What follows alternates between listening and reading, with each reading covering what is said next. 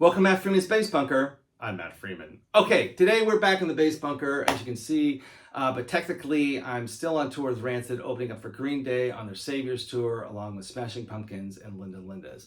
Okay, so today's Bass Bunker, we're going to do something a little different. I did my first interview. Last week we played San Francisco's Oracle Park. It was Green Day and Rancid's big hometown show. And I got a chance to talk to Mike Dirnt, my old friend and bass player for Green Day. We were just side stage talking, and mostly what we talk about is his Gibson Grabber bass. Now, Mike's had this bass since forever, and he plays it to this day. He plays it on the show and everything. He plays other basses too, but this Gibson he's had forever, and I've always sort of been intrigued by it because no one I know really plays a Gibson Grabber. So anyway, we just did a quick thing, side stage. He talked about how he got it and a bunch of other stuff. So it's pretty informative and it's pretty fun. It's basically just two old friends talking about bass stuff. A couple things about the interview. We talk about two other bass players that we know, Dave Ed from Neurosis, and Pete Ribbons, the original bass player for Crimshrine, who's an amazing bass player. He went on to form Tilt. I'm not sure what he's doing now, but that's who we're talking about when we're talking about Dave and Pete. Okay, so anyway, here you go. Here's the interview. I hope you really like it. Okay, we are here with my old friend Mike Dirnt, who's graciously decided to actually talk about one of his basses, which I'm really interested about. So back in the day when me and Dave Ed and a bunch of other people were playing Fenders, Mike played a Gibson Grabber, which I always thought was really interesting, and I've never actually played a Gibson Grabber, but he's going to tell us about his old school Gibson Grabber that he played back in the Gilman days. So let me get into the shot here. Oh, there it is. All right, looking good. So when did you first get this thing? So I was playing, before this, I played a little PV Patriot that I'd saved up and bought, and we were on tour in the Midwest somewhere, and my strap broke. Okay. And it just stopped working. The next day, I pulled it out of the case, and it caught a grain in the wood and broke in half, it turned out. Okay. Wow, so, PV did that, huh? Yeah, wow. So that thing was done. And we used that on the first record. Okay. So we were now touring, this was between 39 Smooth and Kerplunk. And we're playing in Minneapolis, and this guy named Scott, I can't remember his band, I want to say. Well, I won't say. Anyway, this guy named Scott's like, he's a bass player, and he goes, I got a bass I just bought for $180. He goes, you can buy that one from me. I'm like, awesome. He even let me pay him when I got home. So I've said it before, Scott, if you're out there, I owe you a bass. But not this one. But I plugged it in, I hit one note on it and was like, yes. And immediately I think I saw his eyes go, damn it. It's just got a really distinct sound. Well, sometimes people can, some people, like I can't get a tone out of a Rickenbacker to save my life. And I've tried for years, I could never do it. But you've always managed to make this thing sound really good. So real quick, I'm going to close up. You got 3 pickups in here. And so you got a Bartolini in there So now. This broke in Europe when we were touring in '91. And in Germany, I had a guy throw this Bartolini in, and it's pretty inert. It sounds like these two. Okay. And then this is I want to say this is a Goda. Oh yeah, bridge. I've never seen a bridge like that. Yeah, before. and this is like I think that's a German bridge as well, similar to like a Tobias or something. And then I've had the neck redone twice on it. I've had fixed twice and then faced twice or fretted. She's got a little bit of wear and tear on her. Oh, this is string through? Yes. I never knew Yes, that. this is late 70s, early 80s. Wow. And then a friend of mine has one set up, Ronnie Ficcaro, who plays with Mammoth.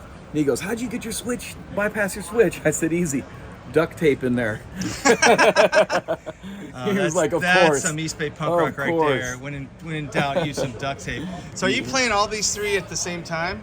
Yes, I play them wide open. It just gives it basically is just a clean sound. Acts like a center pickup on like a P bass or something, Okay. or like split coil. That's rad, man. That's And then really cool. it's just had, at night we cut the lights a lot, so we put these on because these are like I can't see anything. things? We go black. No, I've seen your show. Years ago, that's been fixed twice because. Oh, that's a Gibson thing, all right. Oh yeah, all that tension. Trey pushed my bass. I used to push my bass cabinets over when I played Mesa Boogie, and Trey pushed them over, and it landed on and broke the neck.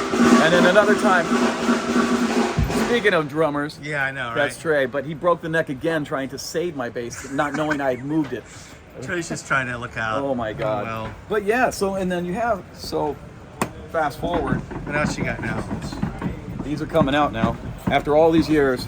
Epiphone. Oh wow. Interesting story. So these will be coming out, but these are Epiphone because Gibson they can't make a bolt-in neck anymore. Really? Yeah, they got rid of all the stuff that they used to make bolt-in necks, but these have been ripping. They sound so good. They've got the high mass badass bridge on there. Oh yeah. You got your Epiphone. When I put it there, that says Dirnt, but I'll put a delete plate on there for people so they can do their own thing as well. So, oh wow, that's a nice finish. Pretty fun. Yeah, a little matte finish. Can't No really- wonder you like it. Yeah, I know. It's good, right? Ooh. And again, duct tape.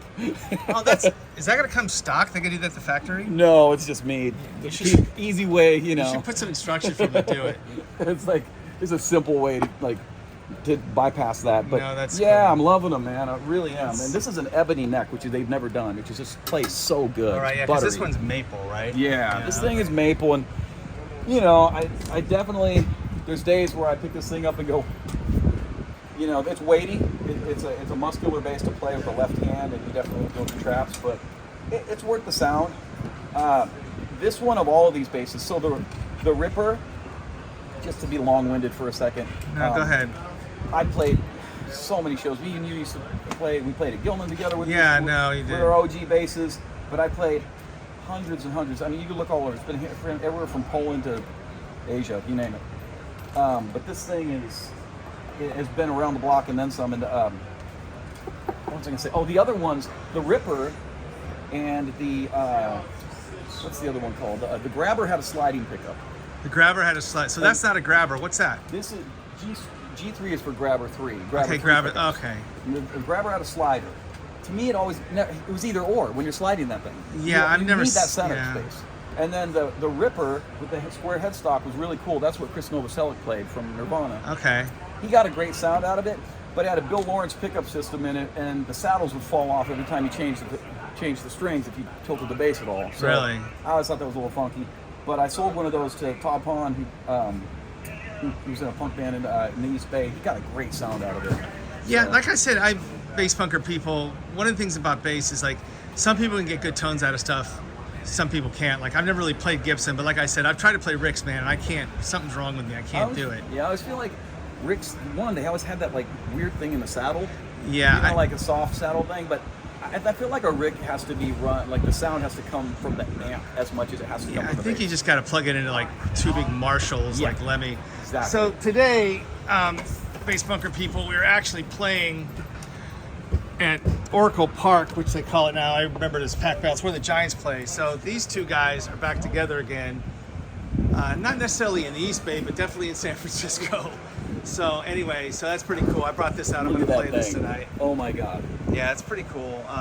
But yeah, this is like the bass I played back in the old Gilman days, and he's got his. So I thought we'd do a bass bunker because. I've seen you kill many a show with this bass. Yeah, well, I've seen you kill me with those, and Absolutely. I always like respected you. I could, I you know, love it. I don't know. I just remember watching you with Pete Ribbons one time, who's the original bass player of Crimshrine, and we're just like, he's got a Gibson.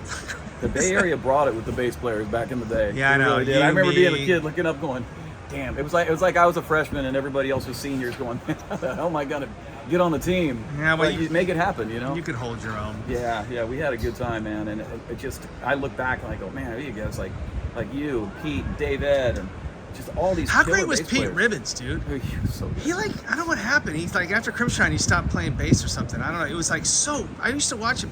You know, I'll tell you a story. Journey to the End was me trying to be Pete Ribbons. You know what I mean? Like, You guys were just miles ahead of so many guys, and I'm just like, I just stand back and go, oh my God. I gotta say, I certainly picked up a lot from both of you guys, because you guys were I don't want to say elder. You were like I said, you were like the seniors, we were the freshmen, because these little upstart kids, but. And you guys were killing it back when we were trying to figure it out, you know. well, you've always been a great player. Hey, listen, Mike, thanks a lot. I really appreciate you doing the bass bunker for me, all right? And thanks again for taking us on tour, man. Okay. Our pleasure. Thanks. Okay, so there you go. I hope you liked it. I had a real fun time doing it. I love talking to Mike about bass. And I want to thank Mike for doing that. It was a crazy day, big hometown show. And also, thanks for Green Day for taking us out the last 2 months on this tour. It's been a great freaking time, man. All right, so let me know what you think down in the comments. And as always, thanks for watching. I really appreciate it.